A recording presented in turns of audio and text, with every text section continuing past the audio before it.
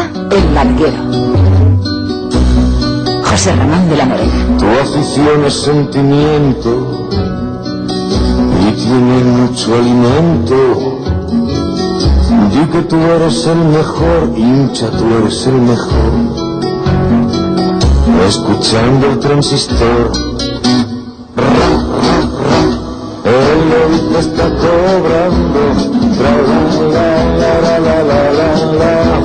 los borreguitos pagando. Buenas noches. La verdad es que pensaba no venir. Pensaba no venir. Lo que pasa es que supuse que tú estarías ahí y creo que este mal trago me corresponde a mí, ¿no? Especialmente después de oír trabajar a los periodistas de la cadena SER a lo largo del día, ¿no? Si supieses cómo les admiro esta noche. Pero ¿qué se supone que debo hacer yo ahora, no? ¿Qué tengo que hacer? ¿O qué esperas? ¿O qué quieres que haga yo ahora, no?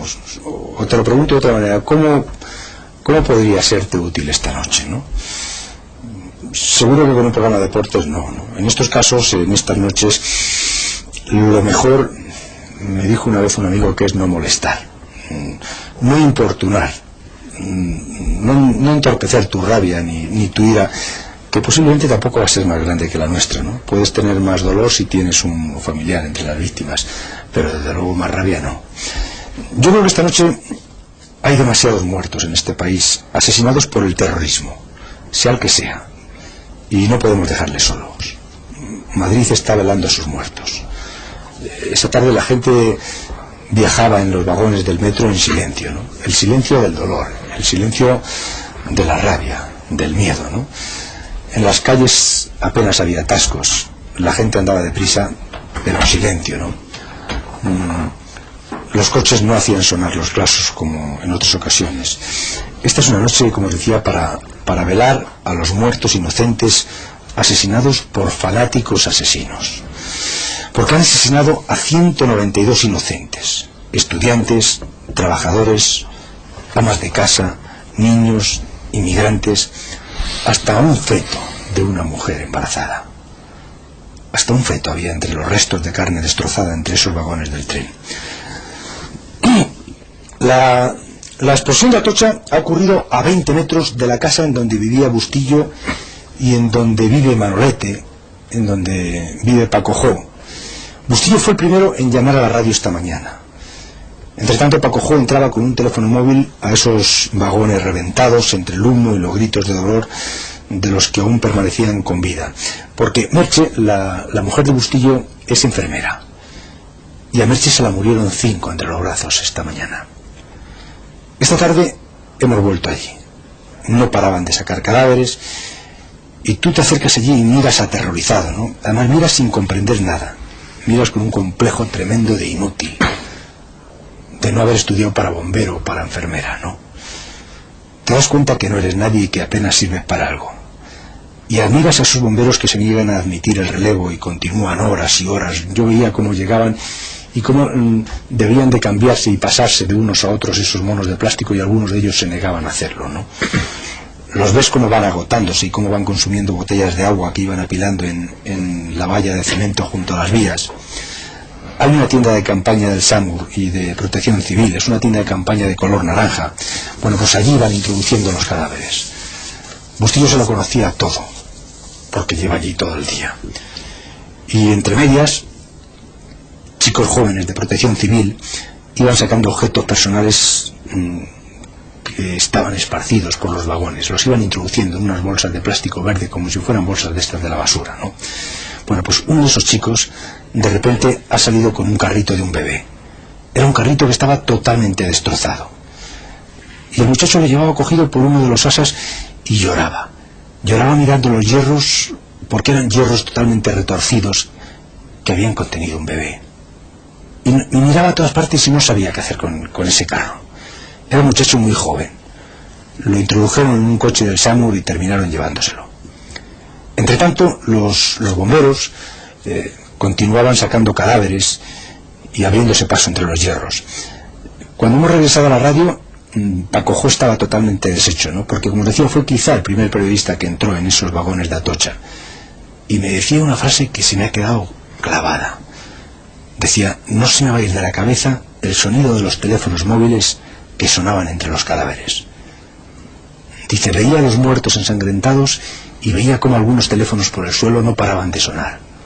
Sus familiares ya habrían escuchado la noticia en la radio y querrían saber si ellos estaban allí. Y lo peor es que estaban. Por eso esta noche me he dicho que quiero volver allí. Y en ese muladar, a la entrada de la estación de Atocha, está Paco Jo. Hola Paco Jo, buenas noches. Hola José Ramón, buenas noches. El holocausto de inocentes sigue tal cual. Sigue tal cual. Lo que esta mañana eran gritos y sirenas, ahora es oscuridad, es más silencio. He estado haciendo el recorrido que yo he seguido esta mañana, después de que a las 7:40 de la mañana me despertara sobresaltado en mi barrio, en la cama de mi habitación, una primera explosión, seguida de otras dos un minuto después. He visto el hueco en la valla por donde yo he entrado, ese hueco que separa la calle Tellez con las vías del tren, y en ese hueco había una cazadora vaquera, restos de ropa, un gorro de un crío, todo ensangrentado. Por donde esta mañana pasaba la gente, esta noche solo queda la ropa. Un poquito más abajo, cruzando 3 vías, das de frente con el convoy. Ahora el convoy está apagado.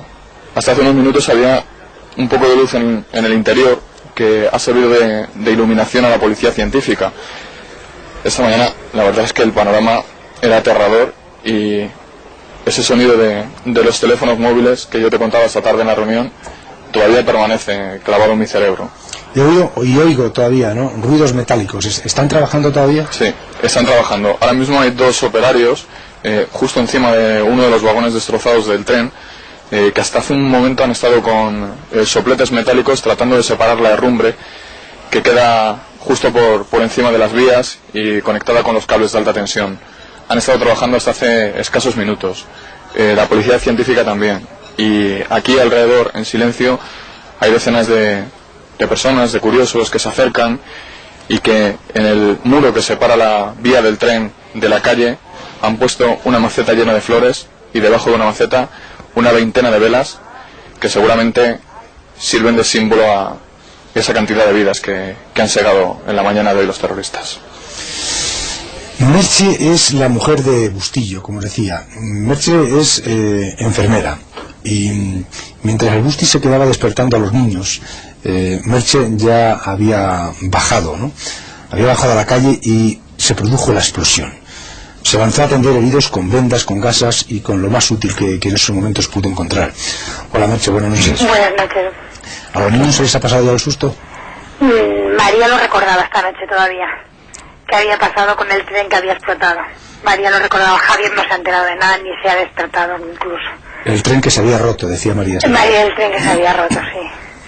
Y oía sirenas y de muertos hablaba también. No sé si ella habría oído algo, o al estar puesta la radio, la tele, ya pues se le haya quedado la palabra muerto. Es muy pequeña para saber también. Te he oído decir la cantidad de torniquetes que has hecho. ¿Qué se puede hacer? ¿Qué hacías? Y te he oído contar que se te quedaron 5 entre los brazos. Ha habido 5. Bueno, yo cuando llego a la escena de los hechos, la escena es desoladora. La gente deambula por las vías sin saber a dónde ir. Había gente que iba en una dirección y gente que iba en otra. Cuerpos tendidos en el suelo. Y en ese momento no piensas nada, sino que tienes que ayudar. Y ayudar a la gente a bajar de los vagones hacia abajo sin pensar en que puede explotar otra bomba, porque podía haber explotado otra bomba. Y realmente pues la gente que podía andar tenía heridas en las extremidades, brazos colgando, heridas bastante importantes. Entonces, como sangraban bastante, pues en el momento, sin tener medios, ni haber llegado policía, ni SAMUR, ni 061, lo primero que tienes que hacer es parar la hemorragia. Y bueno, pues las señoras que había que estaban un poco mejor, pues pedirles el alfular o lo que llevaran y hacer torniquetes. Y en el momento que ya, pues hay 3 señores que atendí así, me fui al centro médico que está a 100 metros del lugar de los hechos y allí cogí vendas, gasas, guantes, y cuando llegué pues ya había 4 o 5 policías y empezamos a bajar a la gente hacia los cuarteles. Y ahí, bueno, pues se ha montado un poco el hospital provisional. Se te quedaron 5 entre los brazos. Sí, bueno, no entre los brazos porque nos ibas viendo, pero de las personas que había dentro, que sería pues de 80 a 100 personas más o menos a las que hemos atendido, que se han cogido vías, se han puesto sueros, se han taponado heridas importantes, pues 5 de ellos sí se han quedado. Había muchos inmigrantes, bastantes inmigrantes diría yo, más hombres que mujeres, y de todas las edades, desde de 20 a 40 años la mayoría, y con heridas todas bastante importantes. En helicóptero han trasladado creo que a 6 heridos, y luego urgentemente pues se han trasladado otros 6, pero vamos, que es que las urgencias en ese momento tampoco se pueden valorar muy bien. Gracias, Merche, hoy te admiramos más. Gracias a ti. Y entre medias ya habían llegado los bomberos. José Luis es su inspector de los bomberos que primero llegaron al sinistro. Hola, José Luis, buenas noches. Buenas noches. Tienes aspecto de haber vivido ya muchas tragedias, ¿no? Tienes aspecto de que a todo esto estés acostumbrado. Lo que pasa es que esta yo creo que te va a dejar huella, ¿no?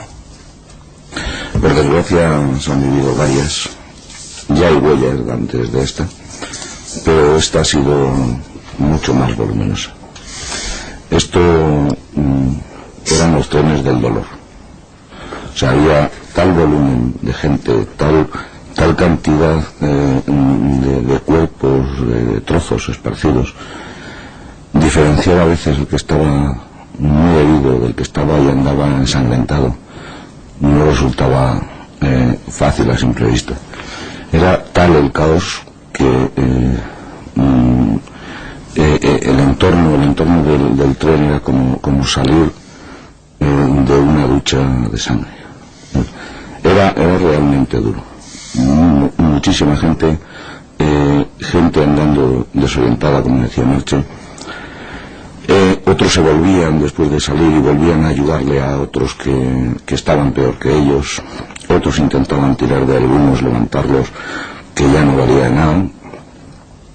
Y en todo eso, bueno, yo esta mañana doy la primera explosión. El pánico no empezó en el tren, el pánico empezó al salir de casa. Al salir de casa la gente estaba absolutamente fuera de sí, unos nervios terribles, todos querían salir de casa, unos no querían coger el ascensor. El pánico era porque tú vives cerca de ella. Sí, también. Y no, te iba a decir, cuando llegas, ¿qué es lo primero que te encuentras? Porque cuando tú llegas todavía no ha llegado el cuerpo de bomberos, eres de los primeros que llegas. No, yo hablo con el servicio de bomberos antes de llegar allí. Cuando llego allí vuelvo a hablar con ellos y les doy la dirección, les intento dar una dimensión de lo que hay, y en esos momentos el tiempo pasa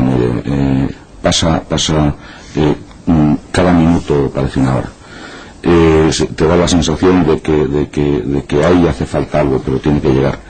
30 segundos son eternos. Vuelvo a hablar, y la segunda vez que vuelvo a hablar me identifico y les digo que por dónde van los medios, que cuánto tardarán en llegar, y me preguntan que de qué atentado. Yo no era consciente en ese momento todavía de que había varios, y ahí se enciende una luz. Ahí empiezo ya a conocer que hay una serie de hechos simultáneos y que entonces los medios se complicará, porque el movilizar medios para todos se complicará.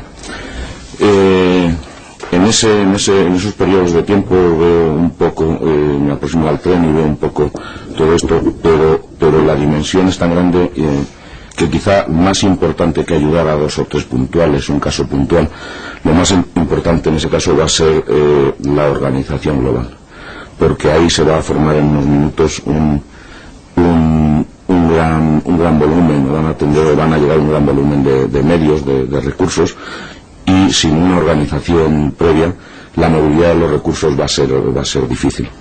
Con lo cual en ese momento lo que intento es facilitar los accesos, facilitar las salidas, los movimientos de recursos, y habilitar medios para instalar algún hospital de campaña, instalar algún medio donde poder atender a esos heridos que yo ya veo en ese momento que van a ser cientos. Lo primero que te encuentras, lo que más te impacta cuando entras por vez primera. la cantidad de rojo que se ve en la gente, muchísima gente absolutamente ensangrentada y saliendo del tren en todas las direcciones. Pero eso es en cuanto a volumen, no es distinto de otros. Luego cuando se entra al tren, y eso ya es posterior, el desastre de cuerpos que hay allí dentro es importante, pero eso ya es presumible cuando ves el tren, cuando ves la estructura como está. Y lo que más, de las cosas que más me han impactado en positivo, que también las hay, es la colaboración de los ciudadanos. Esta tarde me decía un vecino: voy a comprar mantas porque esta mañana las di todas. También hay un centro médico donde está Merche, donde hay que realmente agradecerles desde el servicio de bomberos y desde los ciudadanos la colaboración que han tenido, que ha sido absolutamente total, importantísimo, porque los recursos médicos en ese momento eran vitales. Han trabajado absolutamente a destajo, y esos profesionales, esos otros vecinos con sus mantas, con lo que podían dar, y en general el pueblo de Madrid, el resto de los servicios que han colaborado han sido amplísimos, todos los servicios de seguridad y emergencia. Ha habido en todo momento una predisposición de todas las partes. Si algo hay muy destacable es la predisposición desde los vecinos, los profesionales y los profesionales de otros colaterales. José Luis, y de lo que más te ha impactado, lo que te va a costar dormir en los próximos días. Hay detalles de madres que buscaban a hijos, y eso es bastante terrible ahí en ese momento. Pero hay otros detalles que también Mercedes contaba, que un crío de 4 años escasos le diga por la tarde: mamá, no vayas en metro, que la gente mala pone bombas. Eso también lo escuché esta tarde. ¿Y dentro del tren qué has escuchado?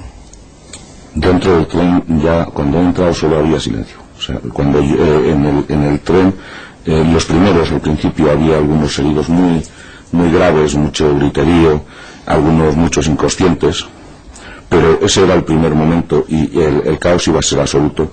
El tren, a partir de salir la gente, se ha convertido en silencio, y en un silencio terrible, con 60 personas dentro, 60 cadáveres. ¿Te has encontrado madres buscando a sus hijos, niños buscando a sus padres? Niños no, familiares, conocidos, todo eso era lo común, gente desorientada totalmente. Gracias, José Luis. No sabes cómo te admiramos, y no sabes cuánto dependemos de vosotros. Después la tarde se fue oscureciendo, ¿no? Y llegó la noche.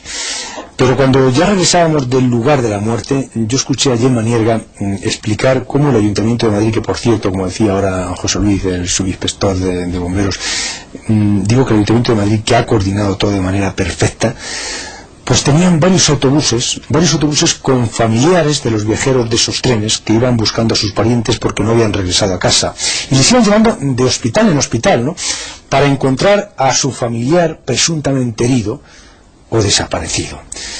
Cuando llegaron al último de esos centros sanitarios donde habían ingresado a las víctimas, ese autobús ya solamente le quedaba ese centro sanitario. Si no estaba ahí, solamente les quedaba buscar entre los cadáveres, y los cadáveres los habían ido colocando para su identificación en el IFEMA, y hacia allí ha partido ese autobús, y allí están Alcalá y María Bretones. El Larguero, José Ramón de la Morena. El Larguero, José Ramón de la Morena. Os decía que Alcalá y María Bretones se han marchado esta noche hasta el IFEMA de Madrid. Ahí, en uno de sus grandes pabellones, han instalado el mortuorio donde las familias han tenido que ir a reconocer a sus muertos. Hola, Alcalá. María, buenas noches. Hola, buenas noches. José Ramón, buenas noches a todos. Tenemos 7 grados de temperatura de frío aquí esta noche en IFEMA. Este es el recinto ferial de Madrid, muy cerquita del aeropuerto de Barajas.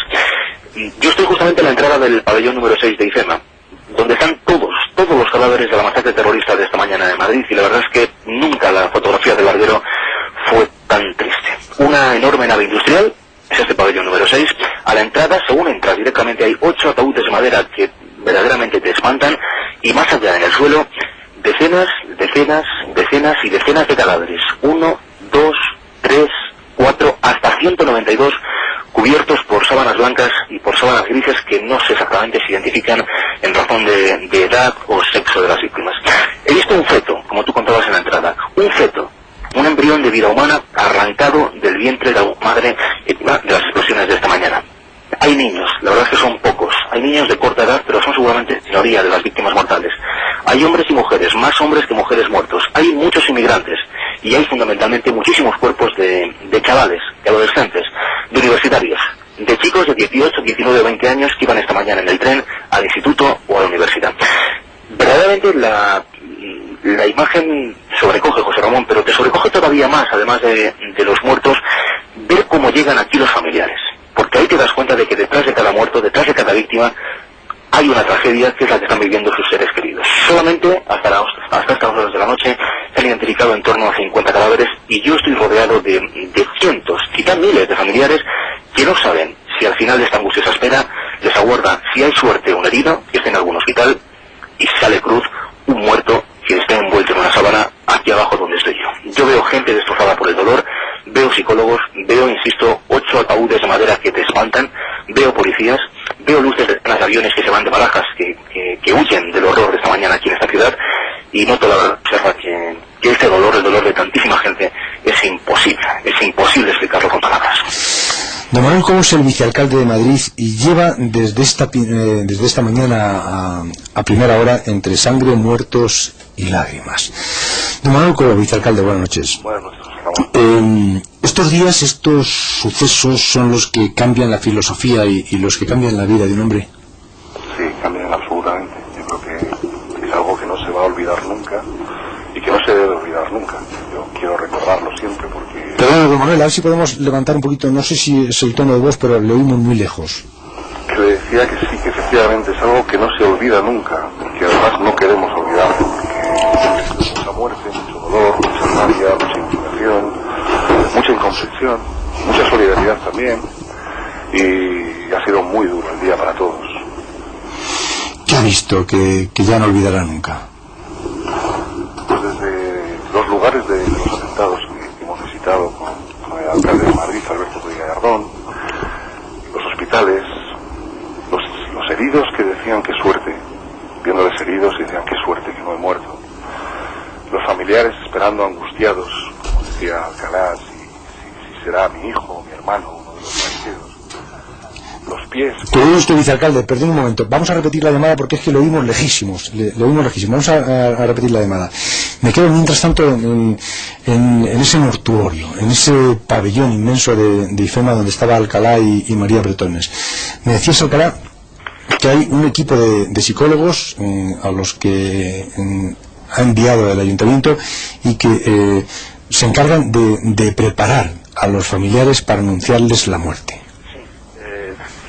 Sí, porque cada cierto tiempo, bueno, los cadáveres que te decía, todos los cuerpos de todas las víctimas mortales están abajo, en lo que es el pabellón número 6, digamos en la planta baja. Arriba es donde están esos cientos o miles de familiares que están esperando si lo que espera es un herido o si lo que espera es una víctima mortal. Entonces, cada cierto tiempo entra en esa sala del piso de arriba un miembro del SAMUR o un miembro de la Cruz Roja o un miembro de la policía, dice un nombre por el megáfono, y la verdad es que cuando dicen ese nombre, solamente dos familiares bajan aquí a la puerta de esta nave 6 a pasar un mal trago, evidentemente, porque toca identificar a un ser querido. Hay gente que se derrumba, hay gente que llora, hay gente que evidentemente no lo puede soportar. Es un trance dificilísimo la vida de cualquier persona, y para eso hay un equipo de psicólogos que yo he estado durante 5 horas con María Bretones viendo cómo trabajan, y verdaderamente es un trabajo absolutamente espectacular. Aquí a nuestro lado, María te le puede presentar. Perdón un momento, Alcalá, que hemos recuperado la comunicación con el vicealcalde de Madrid. Don Manuel, ahora lo oímos mejor, ¿no? Espero que sí, José Ramón. Me decía que ha visto cosas, historias que ya no volverá a olvidar.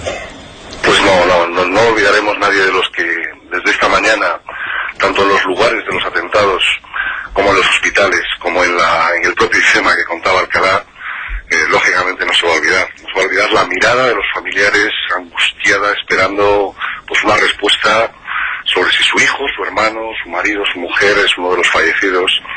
No voy a olvidar los cadáveres que hemos visto, los pies fundamentalmente, que es lo que yo al menos miraba, porque no podía mirar nada más. No puedo olvidar pues los gestos que nos han contado en los hospitales de enfermos que todavía pues tenían que permanecer 2, 3 días en el hospital y han pedido el alta para dejar su cama libre a los heridos que llegaban. No puedo olvidar a los heridos de los hospitales que, como le decía antes, nos contaban qué suerte he tenido, se alegraban porque sabían de la desgracia de otras muchas personas. No puedo olvidar pues lo que los servicios de emergencia, tanto los del Ayuntamiento de Madrid, el SAMUR, los servicios sociales, la Policía Municipal, los bomberos, la Comunidad de Madrid, los sanitarios, los médicos, las enfermeras, que al coincidir el cambio de turno todos se han quedado, la policía, la Guardia Civil, los jueces, la ciudad, o sea, hemos estado una ciudad entera, un país entero, detrás de las víctimas, detrás de los heridos, detrás de los familiares. Han estado ustedes, los medios de comunicación. Hemos estado todos, y todos hemos llorado por dentro, por fuera, y hemos tratado de ayudar como usted está ayudando, está haciendo lo que debe, ya que se lo preguntaba al principio de su programa, y al mismo tiempo pues la impotencia y la rabia, ¿no? La impotencia y la rabia que tenemos todos. ¿Había niños? Yo no he visto niños, supongo que habrá algún niño. La hora no era la de entrar a colegios, era más bien de jóvenes, de trabajadores. No los he visto, no he visto niños. ¿Eso que nos contaba Alcalá, que había un feto? Yo tampoco lo he visto, y además no lo sé. Había muchos ciudadanos que se les ha truncado la vida hoy. Había gente, supongo que con muchas expectativas, con muchas ilusiones, mucha gente joven, es lo que le digo, mucha gente joven, y que ahora eran pues cadáveres con muchos familiares y muchos amigos fuera esperando para saber de ellos, para saber si por desgracia lo que imaginan, porque no les han encontrado en los hospitales, pues va a ocurrir, ¿no? Pero no sé, la gente ha demostrado también muchísima serenidad. Las miradas cuando nos acercábamos a ellos pues eran de incomprensión, de rabia, pero al mismo tiempo de una cierta serenidad. El silencio del que hablaban antes, el frío de la propia nave de Icena, porque el frío que existe, porque es necesario para todos los trabajos que están haciendo, pero era un frío mucho más profundo, mucho más que el frío físico que se sentía, ¿no? Vicealcalde, muchas gracias. Muchas gracias, buenas noches. Son las 12:31. Está Alcalá y María Bretones en ese centro funerario que es el IFEMA. Querríamos saber cómo un psicólogo, cómo ese equipo de psicólogos prepara a la familia para anunciarle la muerte. ¿Cómo se hace eso? ¿Y qué se debe hacer en estos casos? Ahora volvemos, son las 12:31. El larguero. José Ramón de la Morena.